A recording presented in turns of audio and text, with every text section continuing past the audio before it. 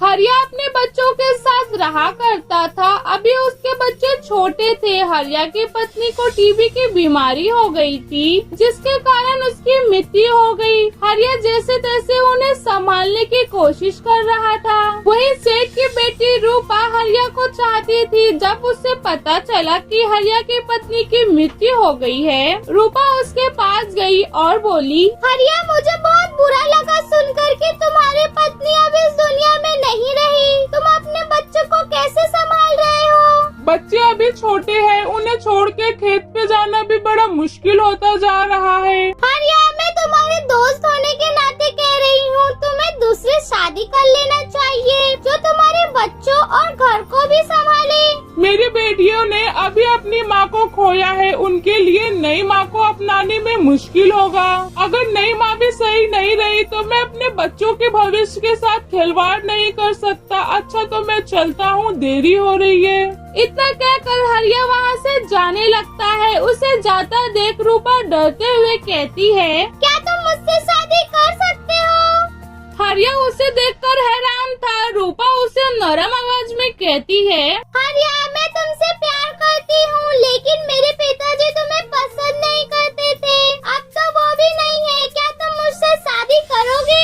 हरिया कुछ नहीं कहता, चुपचाप वहाँ से चला जाता है। लेकिन अगले दिन रूपा उसके घर जाती है। हरिया उसे देखता है कि कैसे रूपा उसके बच्चों को खाना खिलाती, उनके साथ खेलती, बातें करती और घर भी संभालती। अपने बच्चों को रूपा के साथ खुश देखकर हरिया उससे शादी कर लेता है। अगले दिन रूपा की भाभी उसके घर आती है। उसे आता देख रूपा कहती है, भाभी, आप कैसी हो? आइए बैठिए। हाँ, मेरा मन कर रहा था तुमसे मिलने का, तो मैं चली आई। और बताओ कैसी हो? शीतल, संगीता, आओ देखो कौन आया है। भाभी, ये मेरे बच्चे हैं। जाओ मम्मी का पैर छुओ। रूपा, तुमसे कुछ कहना था, तुम बुरा मत मानना, मैं तुम्हारी भलाई ही चाहती हूँ।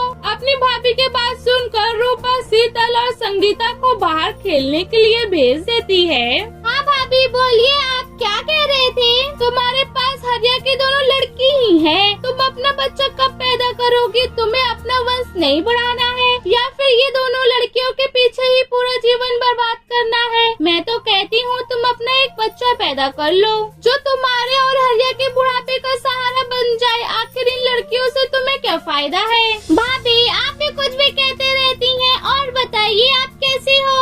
रूपा, मेरी बातों को पलटो मत। जिन लड़कियों के लिए तुम आज इतना कर रही हो ना, एक दिन बर्बाद हो जाओगी। मुझे देख, मेरे पास तो लड़का है जो मेरे बुढ़ापे में काम आएगा। उस समय तो दर दर भटकेगी। मेरी बात को जरूर सोचना। दोनों बच्चे सारी बातें सुन लेते हैं। रूपा की भाभी की बात सुनकर रूपा कुछ नहीं कहती। अब उसकी भाभी वहाँ से चले जाती है, लेकिन रूपा कुछ परेशान रहने लगती है। उसे परेशान देख शीतल, संगीता जाती है और कहती है, माँ, आप परेशान क्यों हैं? कुछ नहीं शीतल, मैं तो ऐसे ही बैठी हुई थी। माँ, हमने मामी की सारी बातें सुन ली थी। आप एक बच्चा कर लो, हमें भी भाई मिल जाएगा और आपको भी आपका बेटा मिल जाएगा। मुझे नहीं चाहिए, तुम दोनों ही मेरे बेटे हो और मेरी बेटी हो। मामी के बातों पे ध्यान मत दो।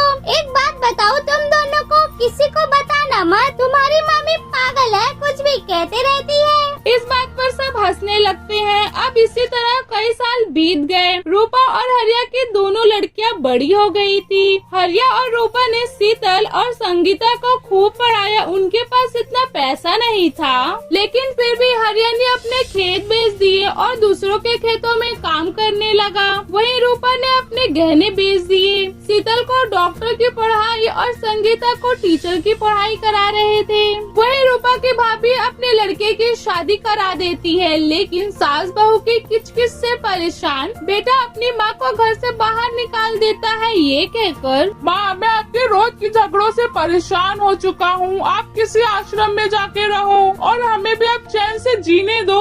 मीना जी अपनी बेटे की बात सुनकर रोने लगती है। जब वो रूपा के घर के पास से जा रही होती है तो देखती है शीतल डॉक्टर का कपड़ा और संगीता टीचर बन गई थी।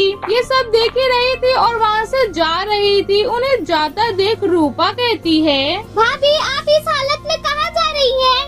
मैं विद्या आश्रम जा रही हूँ। मेरे बेटे ने मुझे ये कहकर निकाल दिया कि उसकी बीवी मेरे साथ नहीं रहना चाहती है। भाभी, आपने ही कहा था ना कि मैं दर दर भटकूंगी, लेकिन देखिए आपके ही बेटे ने आपको बेघर कर दिया।